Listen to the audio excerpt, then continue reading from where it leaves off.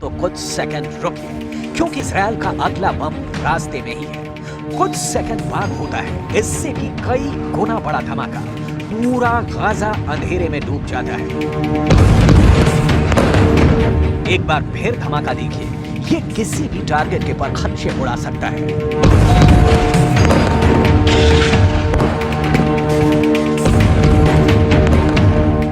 ये गाजा का उत्तर पश्चिमी इलाका है, जहां इजराइल ने रात भर हमले किए हैं।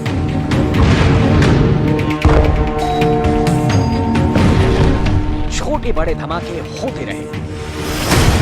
इजराइल का दावा है कि उसने फिलिस्तीनी गुट हमास को टारगेट किया। इसमें हमास के ठिकानों पर लेजर गाइडेड बम इस्तेमाल किए गए। इसमें हमास के सुरंग की नेटवर्क को तबाह करने के लिए बंकर बस्टर बम इस्तेमाल किए गए। इसमें हमास के रॉकेट लॉन्चिंग वाले ठिकानों को जीपीएस गाइडेड बम से उड़ाने का दावा किया गया।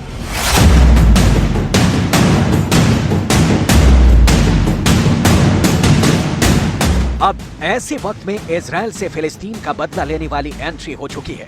ईरान के राष्ट्रपति इब्राहिम रईसी उस जमीन पर उतरे हैं जहां से इजराइल के खिलाफ सबसे बड़ा युद्ध लड़ने की तैयारी हो रही है। ये है सीरिया, और जहां ईरान के राष्ट्रपति का आना एक बहुत बड़ा पैगाम है। सीरिया के राष्ट्रपति बशर अल असद को आईएसआईएस से बचाने के लिए ईरान ने एड़ी चोटी का जोर लगाया, रूस की मदद की, और अब सीरिया की जमीन से वो इजराइल को चैलेंज कर रहा है। ऐसे में क्या ईरान और इजराइल के युद्ध की शुरुआत कही जाएगी? क्या फिलिस्तीन और सीरिया के बहाने ईरान और इजराइल एक दूसरे पर हमला बोल देंगे? और क्या इसी बहाने अमेरिका और रूस भी इस युद्ध में कूद जाएंगे? क्योंकि अमेरिका इजराइल का समर्थक है और रूस ईरान का बहुत पक्का दोस्त माना जाता है।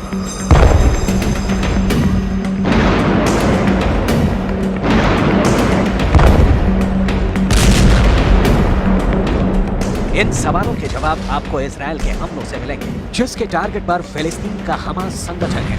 हमास ईरान का बड़ा समर्थक माना जाता है।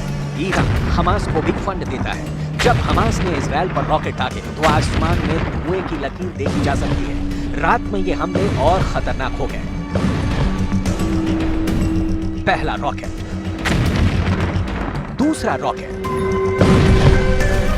तीसरा रॉकेट, चौथा रॉकेट, पांचवा रॉकेट। ये हमले रात भर जारी रहे। सुबह जब हुई तो देखिए इजराइल के शहरों पर क्या असर हुआ। पार्किंग में खड़ी गाड़ियों पर इन रॉकेट्स के छर्रे देखे जा सकते हैं। ये अनगाइडेड रॉकेट बनाने में आसान होते हैं और यही वजह है कि हमास इनका इस्तेमाल करता आया है। יצאתי עם הילד הקטן לאזור של הסופר, ואני מקבלת הודעות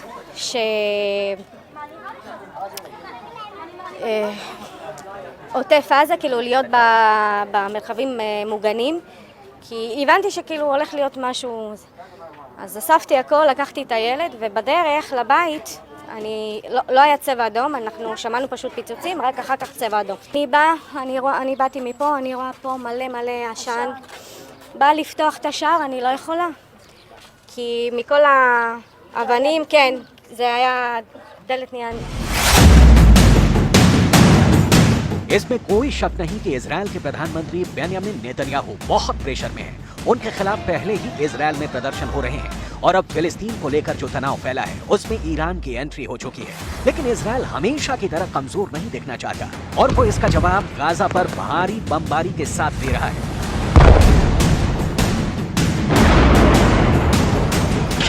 इजराइल ने अपने हमलों का इंफ्रारेड वीडियो भी भेजा है। ये वीडियो बहुत ही खुफिया ड्रोन से रिकॉर्ड किया गया है।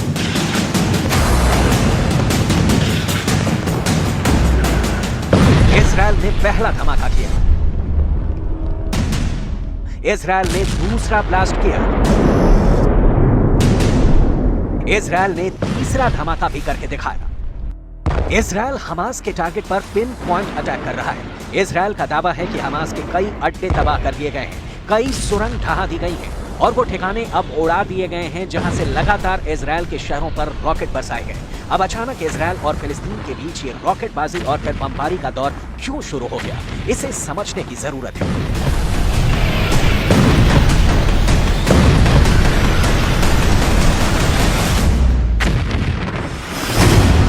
इजरायल ने फिलिस्तीनी गुट इस्लामिक जिहाद के सदस्य खादर अदनान को कैद करके रखा हुआ था।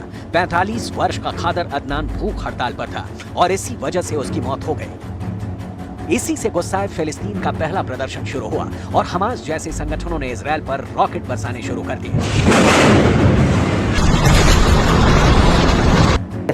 يتحمل مسؤولية كاملة ونحن سنقوم بدورنا في التصدي لهذه الجرائم ولهذه الاعتداءات وعلى وجه التحديد هذه الجريمة التي استشهد جراءها الشيخ المجاهد البطل। देखा जाए तो अब यहाँ फिलिस्तीन का रोल खत्म हो जाता है और अब बारी आती है ईरान और इजरायल की। इन दोनों की दुश्मनी किसी भी वक्त युद्ध में तब्दील हो सकती है। इजरायल और ईरान एक दूसरे के सबसे बड़े दुश्मन हैं। दोनों ही एक दूसरे को मिटाने की धमकियां देते हैं। इजरायल को लेकर ईरान बहुत आक्रामक रहा है और उसे नक्शे से मिटाने की बात भी करता रहा है। यही हाल इजरायल का है, जिसके नेताओं ने भी परमाणु धमकियां देनी शुरू कर दी है। ईरान के राष्ट्रपति इब्राहिम रईसी ने हाल ही में इजरायल के 2 बड़े शहरों को मिटाने की धमकी दी, जिसके बाद युद्ध का खतरा बढ़ने लगा है। بدون تردید بدانند که کوچکترین خطایی از جانب آنها نسبت به امنیت جمهوری اسلامی ایران با نابودی ایفا و تل इस वक्त ईरान यूक्रेन युद्ध में रूस की बड़ी मदद कर रहा है और दुनिया की इक्वेशन बताती है कि पश्चिम एशिया में अगर युद्ध हुआ तो यहाँ लगी आग में पूरी दुनिया जलने लगेगी। रूस और ईरान ने अपने रिश्तों को बहुत शातिराना तरीके से ढककर आगे बढ़ाया है। यूक्रेन युद्ध में पुतिन इतनी तबाही कभी नहीं मचा पाते अगर ईरान ने रूस की मदद ड्रोन देकर ना की होती। इसलिए यूक्रेन में रूस के ईरानी ड्रोन बहुत बड़ा मैसेज देते रहे हैं। इससे साफ जाहिर है कि रूस और ईरान के बीच रिश्ते बहुत ही सीक्रेट रहे हैं। यही वजह है कि ईरान और रूस के बीच संबंधों से अमेरिका बौखलाया हुआ है। एक तरह से अब पुतिन ने युद्ध वाला कंट्रोल ईरान में शिफ्ट कर दिया है। पश्चिम एशिया में इस वक्त युद्ध जैसे हालात बने हुए हैं। इसे देखते हुए ईरान पहले ही अपने हथियारों को यूक्रेन में भी आजमा चुका है। ईरान तो अब इसके साथ अमेरिका और इजरायल को भी चैलेंज कर रहा है। ईरान का हौसला इसलिए भी बढ़ गया है क्योंकि उसने सऊदी अरब से दोस्ती कर ली है और इसमें इजरायल खुश नहीं है, क्योंकि ईरान और सऊदी अरब में तनाव कम होने से 2 देशों को सबसे बड़ा नुकसान होने वाला है। इनमें पहला नंबर अमेरिका का है और दूसरा इजरायल है, जिन्हें ईरान और सऊदी अरब की दोस्ती से बड़ा शौक लगा है। به ویژه نیروهای امریکایی هر چه زودتر منطقه رو ترک کنند به نفع خود و به نفع منطقه است. حضور ایران حضور امنیت سازه، اما حضور نیروهای بیگانه در منطقه حضوری است که امنیت رو تهدید. ईरान की ताकत का डंका पूरी दुनिया में बज रहा है।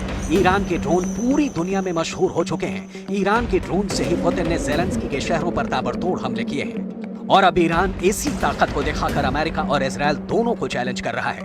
ईरान जानता है कि युद्ध हुआ तो इसमें अमेरिका और रूस की भी एंट्री होने में देर नहीं लगेगी। ऐसे में सवाल है कि क्या यूक्रेन से पहले सीरिया के आसमान में पुतिन और बाइडेन के जेट भिड़ जाएंगे? क्या यूक्रेन से पहले सीरिया के आसमान में सुखोई और F-16 की टक्कर हो जाएगी? दरअसल पुतिन ने सीरिया में अपनी वायुसेना को लगातार एक्टिव रखा हुआ है। वो यहाँ युद्धाभ्यास करते रहते हैं।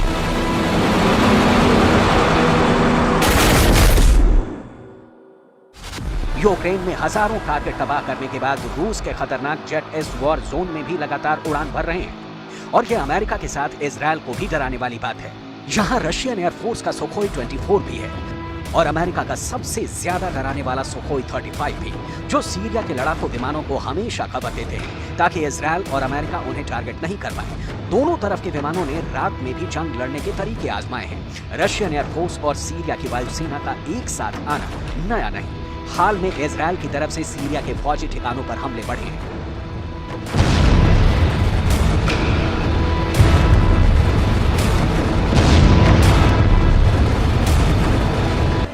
ईरान के साथ मिलकर पुतिन ने साफ साफ दिखाने की कोशिश की है कि उनकी रेंज यूक्रेन के बाहर सीरिया तक है। पुतिन बताना चाहते हैं कि यूक्रेन से आगे भी जरूरत पड़ी तो उनकी एयरफोर्स बमबारी के लिए तैयार रहेगी। वो दुनिया में कहीं भी किसी से भी निपटने के लिए तैयार है, चाहे वो नेटो हो, अमेरिका हो या फिर यूरोप के बाहर अमेरिका के दोस्त हो, यानी इजरायल। वैसे राष्ट्रपति इब्राहिम सईदी के सीरिया दौरे से पहले ईरान के विदेश मंत्री ने इजरायल को डराने के लिए एक बड़ा कदम उठाया। 28 अप्रैल को ईरान के विदेश मंत्री हुसैन आमिर अब्दुल्लाहिया ने लेबनान का दौरा किया और वो उस जगह पर गए जहां इजरायल ने बमबारी की थी। यहां से इजरायल की पोस्ट साफ साफ नजर आती है। इसलिए ईरान अब इस इलाके में फ्रंट फुट पर खेलकर इजरायल को बताना चाहता है कि ईरान की नजर तेल अवीव पर है। در منطقه مرزی مارون الرأس هستیم تا یک بار دیگر با صدای بلند حمایت خود رو از مقاومت لبنان در مقابل رژیم اشغالگر صهیونیستی با صدای بلند اعلام کنیم. लेबनान के मिलिशिया हिजबुल्लाह से ईरान के करीबी संबंध हैं और ईरान ने हिजबुल्लाह को हमेशा इजरायल को डराने के लिए इस्तेमाल किया है। ईरान, लेबनान का हिजबुल्लाह और फिलिस्तीन के हमास, ये तीनों सामरिक रिश्ते रखते हैं और फिलिस्तीन के मुद्दे पर तीनों एक प्लेटफॉर्म पर हैं। तीनों इजरायल को खत्म करने की बात करते हैं। तीनों चाहते हैं कि इजरायल अपनी जेलों में बंद फिलिस्तीनियों को फौरन रिहा कर दे। इस वक्त इजरायल की जेलों में 1000 से ज्यादा फिलिस्तीनी नागरिक जेल में बिना ट्रायल के बंद हैं और अक्सर हिरासत में इनकी मौत दोनों तरफ बड़ी हिंसा की वजह बनती है। इजरायल की जेलों में बंद फिलिस्तीन के कैदी नाजायज हिरासत को लेकर भूख हड़ताल करते रहे ताकि उनका मुद्दा इजरायल और फिलिस्तीन से निकलकर बाकी दुनिया तक पहुंच सके और उनको रिहा किया जाए। लेकिन अब खादर अदनान की मौत ने इजरायल और फिलिस्तीन के मुद्दे को फिर से भड़का दिया है। इस नए तनाव के बाद इजरायल और फिलिस्तीन की दुश्मनी का एक और असर देखिए। ये वेस्ट बैंक का एक गांव है जहां उन लोगों के घर ढहाए जा रहे हैं जिन पर इजरायल की बसाई गई कॉलोनियों में लोगों की हत्या का आरोप है।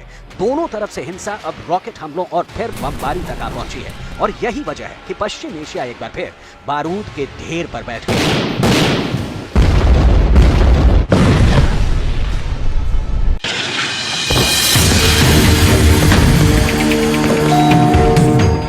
गाजा पट्टी पर इजरायल ने पहला बम गिराया। अगर आपको ये बहुत बड़ा धमाका लगा तो कुछ सेकंड रुकिए क्योंकि इजरायल का अगला बम रास्ते में ही है। कुछ सेकंड बाद होता है इससे भी कई गुना बड़ा धमाका। पूरा गाजा अंधेरे में डूब जाता है। एक बार फिर धमाका देखिए। ये किसी भी टारगेट के पर खदशे उड़ा सकता है।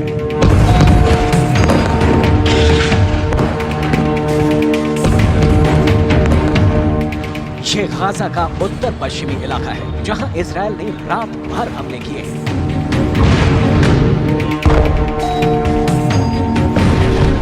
छोटे बड़े धमाके होते रहे। इजरायल का दावा है कि उसने फिलिस्तीनी गुट हमास को टारगेट किया। इसमें हमास के ठिकानों पर लेजर गाइडेड बम इस्तेमाल किए गए। इसमें हमास के सुरंग की नेटवर्क को तबाह करने के लिए बंकर बस्टर बम इस्तेमाल किए गए। इसमें हमास के रॉकेट लॉन्चिंग वाले ठिकानों को जीपीएस गाइडेड बम से उड़ाने का दावा किया गया।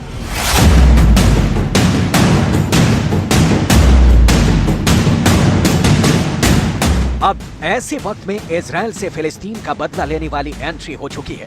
ईरान के राष्ट्रपति इब्राहिम रईसी उस जमीन पर उतरे हैं जहां से इजरायल के खिलाफ सबसे बड़ा युद्ध लड़ने की तैयारी हो रही है। ये है सीरिया और जहां ईरान के राष्ट्रपति का आना एक बहुत बड़ा पैगाम है। सीरिया के राष्ट्रपति बशर अल असद को ISIS से बचाने के लिए ईरान ने एड़ी चोटी का जोर लगाया, रूस की मदद की और अब सीरिया की जमीन से वो इजरायल को चैलेंज कर रहा है। ऐसे में क्या ईरान और इजरायल के युद्ध की शुरुआत कही जाएगी? क्या फिलिस्तीन और सीरिया के बहाने ईरान और इजरायल एक दूसरे पर हमला बोल देंगे? और क्या इसी बहाने अमेरिका और रूस भी इस युद्ध में कूद जाएंगे? क्योंकि अमेरिका इजरायल का समर्थक है और रूस ईरान का बहुत पक्का दोस्त माना जाता है।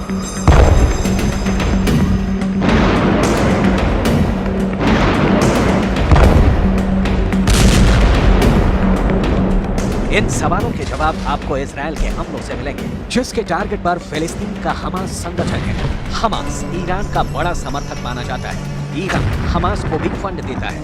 जब हमास ने इजरायल पर रॉकेट दागे तो आसमान में धुएं की लकीर देखी जा सकती है। रात में ये हमले और खतरनाक हो गए। पहला रॉकेट, दूसरा रॉकेट, तीसरा रॉकेट, चौथा रॉकेट, पांचवा रॉकेट, ये हमले रात भर जारी रहे। सुबह जब हुई तो देखिए इजराइल के शहरों पर क्या असर हुआ। पार्किंग में खड़ी गाड़ियों पर इन रॉकेट्स के छर्रे देखे जा सकते हैं। ये अनगाइडेड रॉकेट बनाने में आसान होते हैं और यही वजह है कि हमास इनका इस्तेमाल करता आया है। יצאתי עם הילד הקטן לאזור של הסופר, ואני מקבלת הודעות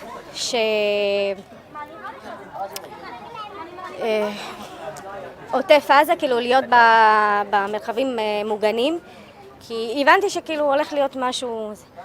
אז אספתי הכל, לקחתי את הילד, ובדרך לבית לא היה צבע אדום, אנחנו שמענו פשוט פיצוצים, רק אחר כך צבע אדום.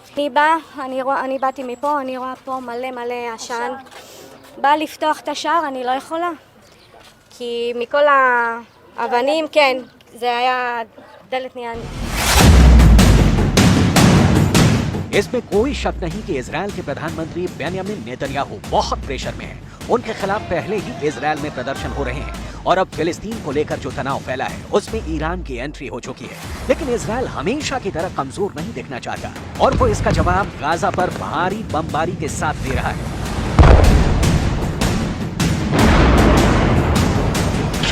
इजराइल ने अपने हमलों का इंफ्रारेड वीडियो भी भेजा है। ये वीडियो बहुत ही खुफिया ड्रोन से रिकॉर्ड किया गया है।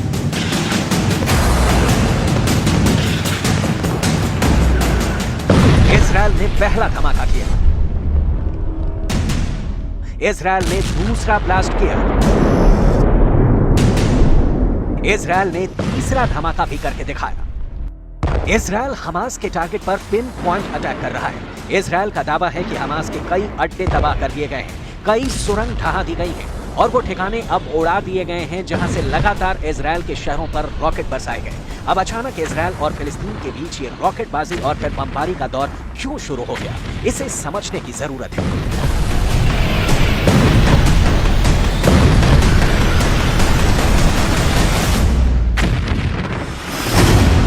इजराइल ने फिलिस्तीनी गुट इस्लामिक जिहाद के सदस्य खादर अदनान को कैद करके रखा हुआ था। 45 वर्ष का खादर अदनान भूख हड़ताल पर था और इसी वजह से उसकी मौत हो गई। इसी से गुस्साए फिलिस्तीन का पहला प्रदर्शन शुरू हुआ और हमास जैसे संगठनों ने इजराइल पर रॉकेट बरसाने शुरू कर दिए। يتحمل مسؤولية كاملة ونحن سنقوم بدورنا في التصدي لهذه الجرائم ولهذه الاعتداءات وعلى وجه التحديد هذه الجريمة التي استشهد جراءها الشيخ المجاهد البطل। देखा जाए तो अब यहाँ फिलिस्तीन का रोल खत्म हो जाता है और अब बारी आती है ईरान और इजराइल की। इन दोनों की दुश्मनी किसी भी वक्त युद्ध में तब्दील हो सकती है। इजराइल और ईरान एक दूसरे के सबसे बड़े दुश्मन हैं। दोनों ही एक दूसरे को मिटाने की धमकियां देते हैं। इजराइल को लेकर ईरान बहुत आक्रामक रहा है और उसे नक्शे से मिटाने की बात भी करता रहा है। यही हाल इजराइल का है, जिसके नेताओं ने भी परमाणु धमकियां देनी शुरू कर दी है। ईरान के राष्ट्रपति इब्राहिम रईसी ने हाल ही में इजराइल के 2 बड़े शहरों को मिटाने की धमकी दी, जिसके बाद युद्ध का खतरा बढ़ने लगा है। بدون تردید بدانند که کوچکترین خطایی از جانب آنها نسبت به امنیت جمهوری اسلامی ایران با نابودی حیفا و تل‌آویو इस वक्त ईरान यूक्रेन युद्ध में रूस की बड़ी मदद कर रहा है और दुनिया की इक्वेशन बताती है कि पश्चिम एशिया में अगर युद्ध हुआ तो यहाँ लगी आग में पूरी दुनिया जलने लगेगी। रूस और ईरान ने अपने रिश्तों को बहुत शातिराना तरीके से ढककर आगे बढ़ाया है। यूक्रेन युद्ध में पुतिन इतनी तबाही कभी नहीं मचा पाते अगर ईरान ने रूस की मदद ड्रोन देकर ना की होती। इसलिए यूक्रेन में रूस के ईरानी ड्रोन बहुत बड़ा मैसेज देते रहे हैं। इससे साफ जाहिर है कि रूस और ईरान के बीच रिश्ते बहुत ही सीक्रेट रहे हैं। यही वजह है कि ईरान और रूस के बीच संबंधों से अमेरिका बौखलाया हुआ है। एक तरह से अब पुतिन ने युद्ध वाला कंट्रोल ईरान में शिफ्ट कर दिया है। पश्चिम एशिया में इस वक्त युद्ध जैसे हालात बने हुए हैं। इसे देखते हुए ईरान पहले ही अपने हथियारों को यूक्रेन में भी आजमा चुका है। ईरान तो अब इसके साथ अमेरिका और इजराइल को भी चैलेंज कर रहा है। ईरान का हौसला इसलिए भी बढ़ गया है क्योंकि उसने सऊदी अरब से दोस्ती कर ली है और इसमें इजराइल खुश नहीं है, क्योंकि ईरान और सऊदी अरब में तनाव कम होने से 2 देशों को सबसे बड़ा नुकसान होने वाला है। इनमें पहला नंबर अमेरिका का है और दूसरा इजराइल है, जिन्हें ईरान और सऊदी अरब की दोस्ती से बड़ा शौक लगा है। به ویژه نیروهای امریکایی هر چه زودتر منطقه رو ترک کنند به نفع خود و به نفع منطقه است. حضور ایران حضور امنیت سازه، اما حضور نیروهای بیگانه در منطقه حضوری است که امنیت رو تهدید. ईरान की ताकत का टंका पूरी दुनिया में बज रहा है। ईरान के ड्रोन पूरी दुनिया में मशहूर हो चुके हैं। ईरान के ड्रोन से ही पुतिन ने ज़ेलेंस्की के शहरों पर ताबड़तोड़ हमले किए हैं। और अब ईरान इसी ताकत को दिखाकर अमेरिका और इजरायल दोनों को चैलेंज कर रहा है। ईरान जानता है कि युद्ध हुआ तो इसमें अमेरिका और रूस की भी एंट्री होने में देर नहीं लगेगी। ऐसे में सवाल है कि क्या यूक्रेन से पहले सीरिया के आसमान में पुतिन और बाइडेन के जेट भिड़ जाएंगे? क्या यूक्रेन से पहले सीरिया के आसमान में सुखोई और F-16 की टक्कर हो जाएगी? दरअसल पुतिन ने सीरिया में अपनी वायुसेना को लगातार एक्टिव रखा हुआ है। वो यहाँ युद्धाभ्यास करते रहते हैं।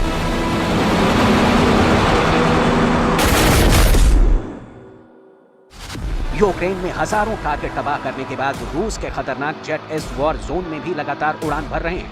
और ये अमेरिका के साथ इजरायल को भी डराने वाली बात है। यहाँ रशियन एयरफोर्स का सुखोई 24 भी है और अमेरिका का सबसे ज्यादा डराने वाला सुखोई 35 भी, जो सीरिया के लड़ाकू विमानों को हमेशा खबर देते हैं ताकि इजरायल और अमेरिका उन्हें टारगेट नहीं कर पाए। दोनों तरफ के विमानों ने रात में भी जंग लड़ने के तरीके आजमाए हैं। रशियन एयरफोर्स और सीरिया की वायुसेना का एक साथ आना नया नहीं। हाल में इजरायल की तरफ से सीरिया के फौजी ठिकानों पर हमले बढ़े हैं।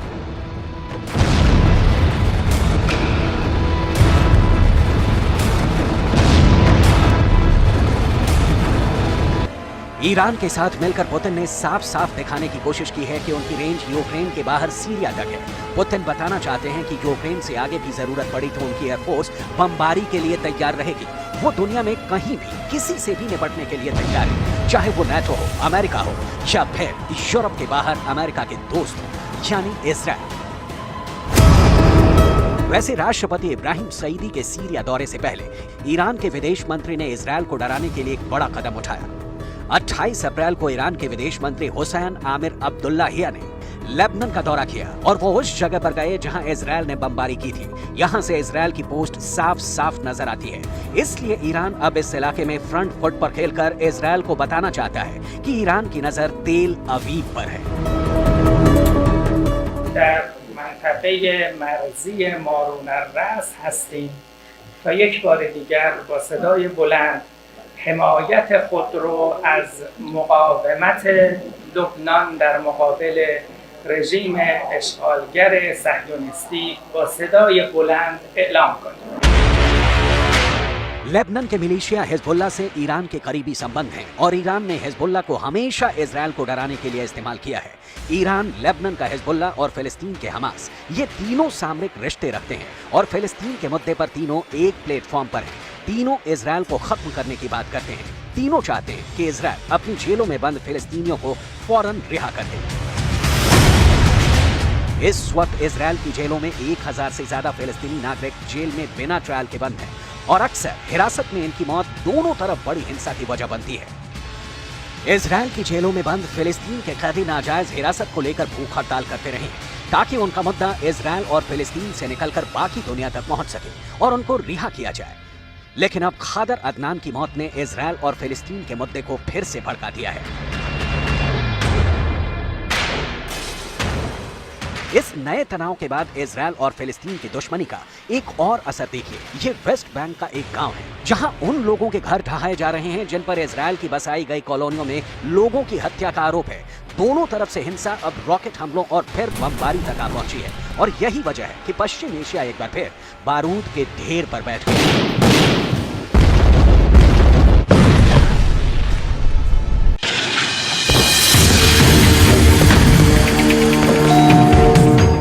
गाजा पट्टी पर इजरायल ने पहला बम गिराया।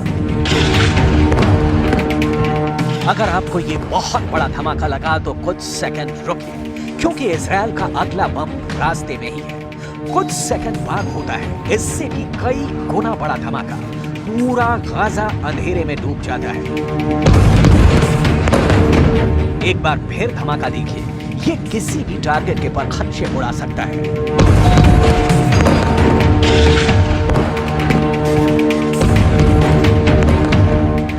ये गाजा का उत्तर पश्चिमी इलाका है जहां इजराइल ने रात भर हमले किए हैं।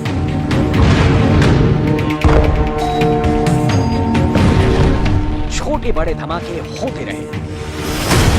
इजराइल का दावा है कि उसने फिलिस्तीनी गुट हमास को टारगेट किया। इसमें हमास के ठिकानों पर लेजर गाइडेड बम इस्तेमाल किए गए। इसमें हमास के सुरंग की नेटवर्क को तबाह करने के लिए बंकर बस्टर बम इस्तेमाल किए गए।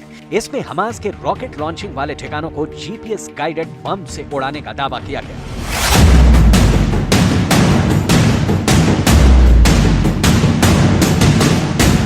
अब ऐसे वक्त में इजराइल से फिलिस्तीन का बदला लेने वाली एंट्री हो चुकी है। ईरान के राष्ट्रपति इब्राहिम रईसी उस जमीन पर उतरे हैं जहां से इजराइल के खिलाफ सबसे बड़ा युद्ध लड़ने की तैयारी हो रही है। ये है सीरिया, और जहां ईरान के राष्ट्रपति का आना एक बहुत बड़ा पैगाम है। सीरिया के राष्ट्रपति बशर अल असद को ISIS से बचाने के लिए ईरान ने एड़ी चोटी का जोर लगाया, रूस की मदद ली, और अब सीरिया की जमीन से वो इजराइल को चैलेंज कर रहा है। ऐसे में क्या ईरान और इजराइल के युद्ध की शुरुआत कही जाएगी? क्या फिलिस्तीन और सीरिया के बहाने ईरान और इजराइल एक दूसरे पर हमला बोल देंगे? और क्या इसी बहाने अमेरिका और रूस भी इस युद्ध में कूद जाएंगे? क्योंकि अमेरिका इजराइल का समर्थक है और रूस ईरान का बहुत पक्का दोस्त माना जाता है।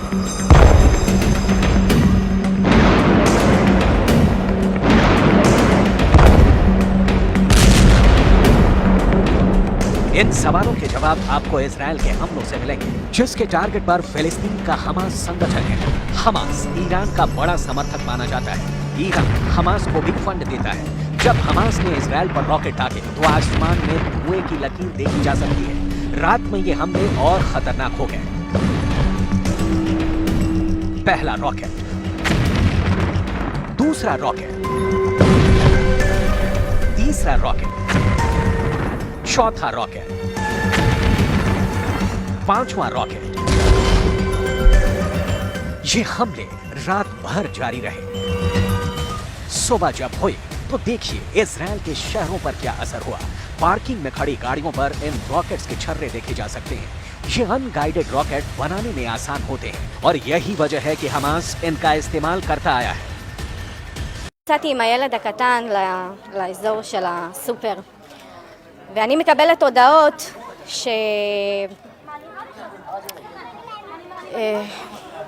עוטף עזה, כאילו להיות במרחבים מוגנים, כי הבנתי שכאילו הולך להיות משהו.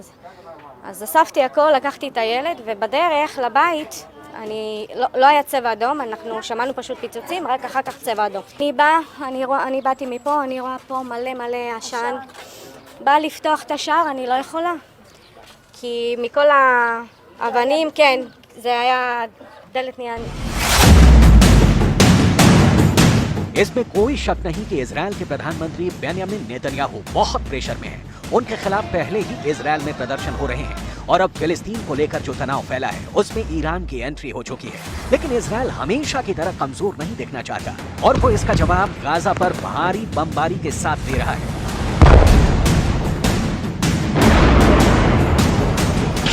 इजराइल ने अपने हमलों का इंफ्रारेड वीडियो भी भेजा है। ये वीडियो बहुत ही खुफिया ड्रोन से रिकॉर्ड किया गया है।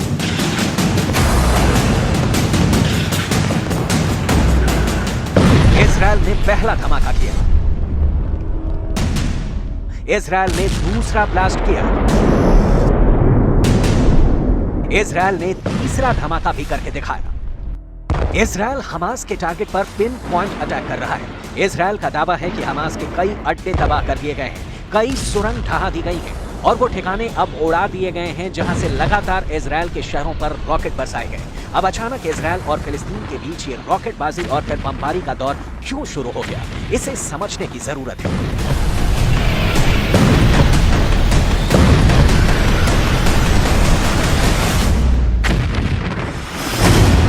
इजराइल ने फिलिस्तीनी गुट इस्लामिक जिहाद के सदस्य खादर अदनान को कैद करके रखा हुआ था। 45 वर्ष का खादर अदनान भूख हड़ताल पर था और इसी वजह से उसकी मौत हो गई। इसी से गुस्साए फिलिस्तीन का पहला प्रदर्शन शुरू हुआ और हमास जैसे संगठनों ने इजराइल पर रॉकेट बरसाने शुरू कर दिए। يتحمل مسؤولية كاملة، ونحن سنقوم بدورنا في التصدي لهذه الجرائم ولهذه الاعتداءات، وعلى وجه التحديد هذه الجريمة التي استشهد جراءها الشيخ المجاهد البطل. देखा जाए तो अब यहाँ फिलिस्तीन का रोल खत्म हो जाता है और अब बारी आती है ईरान और इजराइल की। इन दोनों की दुश्मनी किसी भी वक्त युद्ध में तब्दील हो सकती है। इजराइल और ईरान एक दूसरे के सबसे बड़े दुश्मन हैं। दोनों ही एक दूसरे को मिटाने की धमकियां देते हैं। इजराइल को लेकर ईरान बहुत आक्रामक रहा है और उसे नक्शे से मिटाने की बात भी करता रहा है। यही हाल इजराइल का है, जिसके नेताओं ने भी परमाणु धमकियां देनी शुरू कर दी है। ईरान के राष्ट्रपति इब्राहिम रईसी ने हाल ही में इजराइल के 2 बड़े शहरों को मिटाने की धमकी दी, जिसके बाद युद्ध का खतरा बढ़ने लगा है। و بدون تردید بدانند که کوچکترین خطایی از جانب آنها نسبت به امنیت جمهوری اسلامی ایران